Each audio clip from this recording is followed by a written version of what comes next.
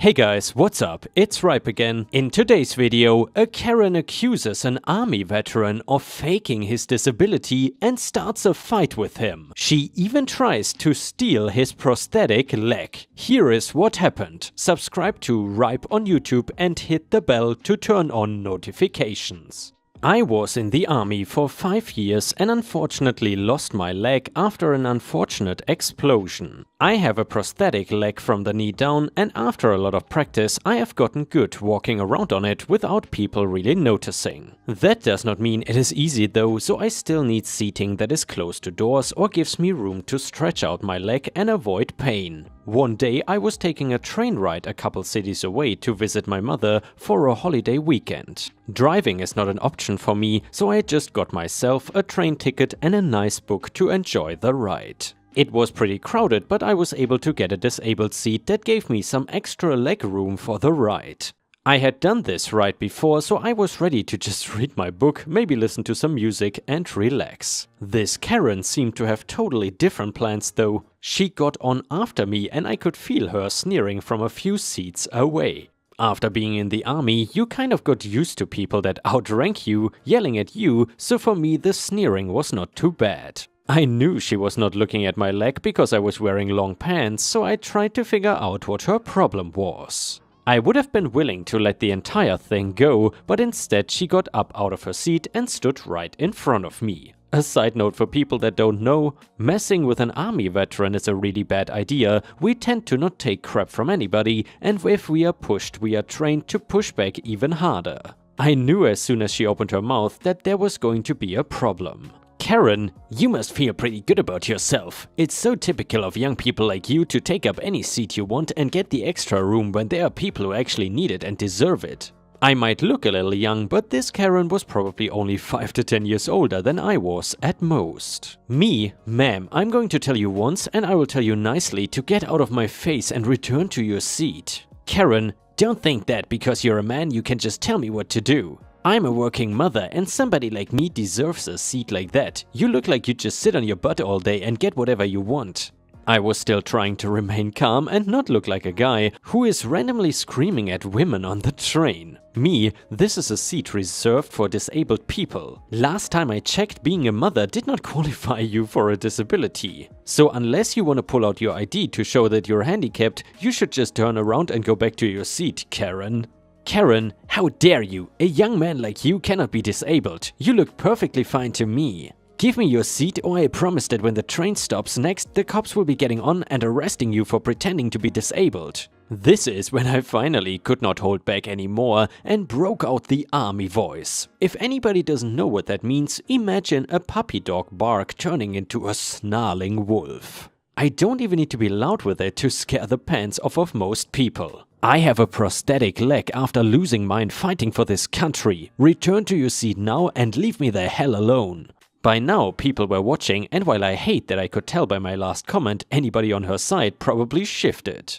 She should have just walked away, but she didn't. Instead she went on a rant using horrible language, not the least of which constantly calling me a fake slur for disabled people that starts with C.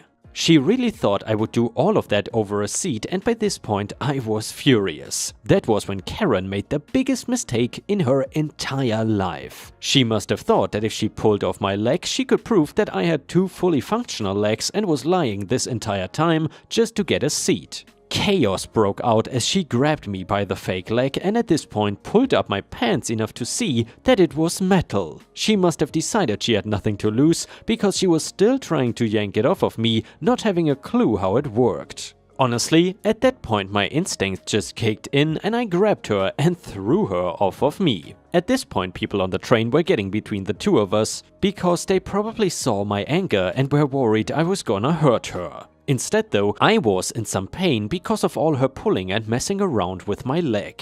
I assumed that somebody called the police because when the train stopped a little while later, a ton of officers swarmed on to see what the issue was. At this point, I was back to sitting in my seat and Karen was back in her original seat with a ton of people ready to jump in at a moment's notice. Of course, in Karen fashion, before anybody else could speak, she started telling the police that I was faking having one leg in order to get a better seat on the train. When they looked towards me, I just pulled up my pants leg and they knew right away she was lying. I told them how she harassed and tried to assault me over my seat, as well as calling me derogatory names. The other passengers all had the same thing to say, and the only person with a different story was Karen. She was put in handcuffs for assault and taken off of the train, all the while sneering at me like when it all started. The policeman apologized and thanked me for my service before they got off and the train could continue to move again. They had my information and would call me a few days later to tell me what was going on with Karen. The rest of the ride was really quiet, and I think that some people were just in shock from what happened. I had a good weekend and a few days later got the call that since I was pressing charges, I would have to come to court and tell them my side of the story. With the other passengers giving testimonials and even one person recording it on their phone, it was easy to see that Karen was guilty. I guess she knew it too, because she took a plea deal and was now spending 2 years on probation and 200 hours of community service. I guess the busy single mom had plenty of leg room when she was sitting in lockup. And yeah guys, if I was that Karen, I would never go outside again because I would feel so embarrassed for what I had done. Anyway, let's continue on to the next story. And the next one is titled, "Should Not Have Fired Me." This is a lengthy story that happened to me, around 6 years ago. I applied for a job as a bar manager at a new resto bar that opened up in my area, which is Ontario, Canada. The owner of this bar had some issues with her liquor license being revoked at a previous establishment, and there was some sort of stipulation, this part I'm not clear on, where she was required to do the following. 1. Not be on site or involved in the business in any capacity for any reason. She was a prohibited person and I believe she made her husband the owner on paper, but for this story she is referred to as the owner. And next, hire a manager with 5+ years experience and a smart serve certificate to run and be responsible for the bar, in order to get another liquor license. After a short interview process, I was offered the job and was told of these terms. I accepted them despite the already apparent red flags. I was a very poor student. When the restaurant/bar opened, everything quickly fell apart. Despite the owner not being allowed to be on premises, she proceeded to micromanage both the kitchen and front of house. She stopped scheduling kitchen staff to save money and was working in the kitchen herself. Food quality plummeted, customers became irate at how long of a wait it was, and word spread quickly in the small town. Eventually, a select few regulars became our only customers. More hours got cut, waitresses and kitchen staff were let go. The owner was now drinking at the bar and at the same time was waitressing and cooking. This was all in the matter of a month. One night that month it was exceptionally nice out and we had a lot of boaters in the area. We had a pier near the bar where boats could dock and walk into the restaurant. A large group had walked in on this night and they were both very clearly underage and very clearly over-intoxicated. I immediately cut them off, to which they made a very large stink about it, enough that the owner's husband came over to ask what happened. I explained that I had cut the group off and was not going to serve them, to which the owner's husband decided to take their drink orders and serve them anyways. Obviously money was tight, so they didn't care about the rules. The next day, the owner pulled me into the office and accused me of stealing $50 out of the till the night previous. I knew this to be a lie that could be easily disproven because there is a camera located directly above the till that is synced to the timecode on the POS. I was fired on the spot. I 100% believe this was because I was refusing to serve customers and thereby damaging their bottom line. I was really miffed to be accused of doing something I didn't do and more upset that she used this lie she made up as an excuse to fire me.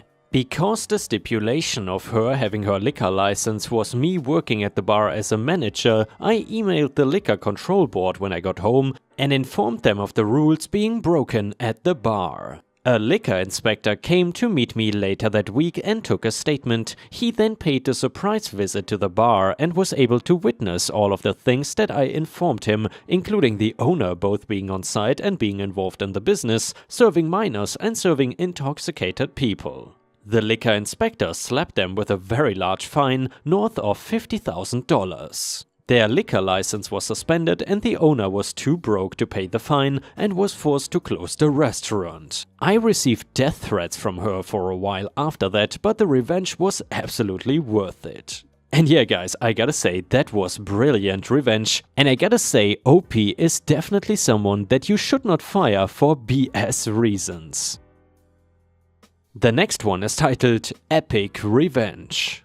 I'm not sure if this one belongs here, as I was not the one who actually was wronged. My revenge was taken for someone I have never met, and I honestly don't know if they personally got any satisfaction from it. I do know what it did to the perpetrator and that it satisfied me, so I will let the readers decide. Like many of my tales, this one takes place in the distant past, before cell phones were common and before universal caller ID was the norm, in a time dinosaurs most likely roamed the earth. Well, the 80s at least. These things are very important to this story. Our tale takes place in a large West Coast city known for a big orange bridge and delicious sourdough bread. And by the way guys, maybe you can guess what kind of city that is in the United States. Anyway, I was living in the city for several months, working temporary duty for my company and was preparing for work on the day in question. As was my custom, I was getting dressed listening to the morning radio show on a local station.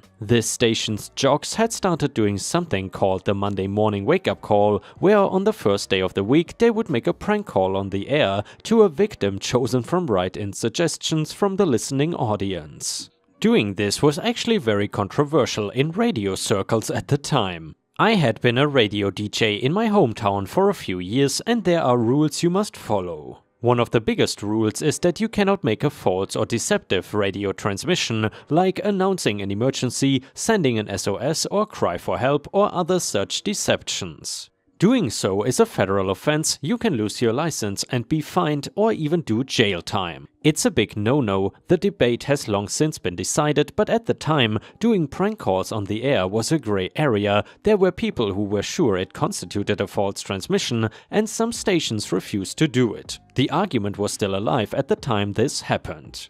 This day happened to be Monday, and the intended victim had been nominated by her husband. They had experienced a power failure at home earlier in the week, and the husband's suggestion was that the station call his wife, claim to be from the utility, and tell her that the power outage was somehow their fault and they would have to pay for it. The station staff loved the idea, and they proceeded to call the wife at her place of employment, which is a local bank. The victim answered and the prank began. "Hello, is this Mrs. Victim? I'm John Doe from Area Power Company. Do you remember having a power failure earlier this week? Well, it was due to a blown transformer on your block, and we have determined that the cause is a wiring fault in your house. We may have to cut off your power until you get it fixed, and also you will be charged for the transformer. The total cost is X $1,000. Would you prefer we put that on your utility bill, or do you want to make other arrangements to pay?" As you might imagine, the woman was shocked, then scared, and as she asked for more info, having trouble believing that they were going to have to pay thousands of dollars,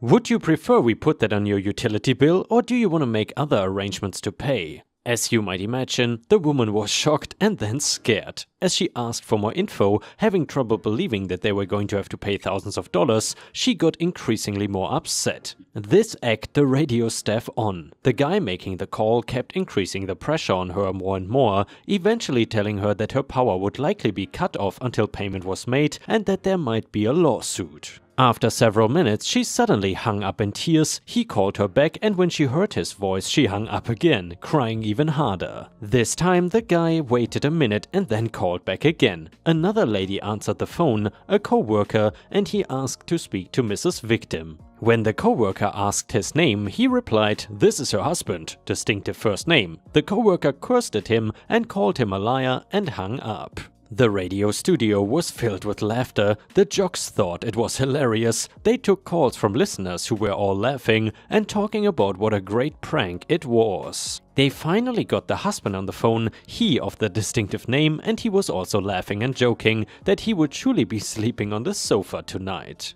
He was congratulating the radio staff on the fine job they had done terrorizing his wife. The radio hosts promised the listening audience that because the prank was so funny, they would certainly be playing the whole recorded prank again at noon. So be sure to be listening and call your friends. I, in my efficiency apartment listening to this, was getting mad. I was still pretty newly married and could not imagine doing something like that to my wife. All I could think of while the staff and listeners on the radio were laughing was that a few miles away, a young woman was in the ladies' room crying, probably with co-workers trying to calm her down. What made it worse to my mind was that the guy who set her up for this was the one guy in the world who should have her back, which is her husband. Anger turned to resolve, and resolve formed a plan. I grabbed the city phone book, remember it's the 80s, and looked up 2 phone numbers. I called the first one. You may remember that I said I had been a radio disc jockey myself. It was a tiny dawn to dusk station, but I knew how stations worked. I knew what they liked, and more to the point, I knew what they didn't like. I also had done a lot of voiceover work and could sound professional as heck. The phone rang and was answered. You have reached Karen, radio jerk. I launched my attack. Me, professional voice. Yes, this is George Smith. I picked a more believable name. From the city office of the Federal Communications Commission. I've been getting some disturbing calls about your morning radio show and I need to speak to your program director to discuss it. Radio guy number 1 stammering. He's not here right now. Let me get you someone else. I was put on hold. Radio guy number 2 also stammering. Hi, hello? Yeah, this is radio guy number 2. Are you from the FCC? Me? Yes, this is George Smith from the city office of the Federal Communications Commission. As I told your coworker, I've been getting some disturbing calls about your morning radio show and I need to speak to your program director to discuss it. Radio guy number 2, short silence. He's not in yet. He'll be here at like 9 o'clock. Me. Okay, well, I can start with your station manager since he will need to be in the conversation as well. Radio guy number 2, breathing fast, starting to lose all his composure. Oh, wow, yeah, he gets in at 9 too. I have him call you? He half asked and half pleaded. Me letting out what I hoped was a bureaucratic sounding sigh. Very well, I will expect to hear from him at 9. I will need to speak to your station manager, your programming director, and very likely your on-air personnel from this morning. I'll also need your station logs. Radio guy number 2. Oh yes sir, I will make sure he calls you right away. Me. Alright, I'll be expecting his call. Here's my number. At this point, I gave Radio Guy 2 the second number I had looked up in the phone book, the main number for the city office of the Federal Communications Commission. Radio Guy 2 stammered his thanks and promises of phone calls, and we hung up. I went back to the radio. Jerk disc jockey. Oh, the FCC is calling. Well, they cannot do anything to me. I've got a year of pre-law in college and blah blah blah. He continued his defiance for a few minutes and then went to commercial. I kept listening. They stopped talking about the prank call, they stopped taking phone calls from listeners, they stopped talking to the husband, they started playing music, a lot of music. I listened for the rest of the day, they did not talk about it the rest of that day and they did not replay it at noon. In fact, for the rest of the week, I listened and heard nothing about it. I was a bit surprised. I figured that they might stop talking about it for a little while, but not altogether. It was not until later that I realized why they went so silent. I had scared them. In my quest to get a little vengeance for that crying woman I had never met, I scared them, but more to the point I had embarrassed them and Jerk Disc Jockey had helped. Once he went live with his bravado against a call from the feds, their listeners knew they had been called and heard the silence afterwards too. They were embarrassed because I had just done to them what they had done to her and they didn't want to have to admit it. I have kept the rather distinctive name of the husband a secret because I've always wished that I could meet that poor woman and that name would be how I would know it was really her. I doubt she is still married to the guy, but I would like to let her know in that place on that day someone had her back. And by the way guys, in the beginning I was not laughing at what the husband did to the woman, but rather the term efficiency apartment. I've never heard that before. I guess it's like a really minimalist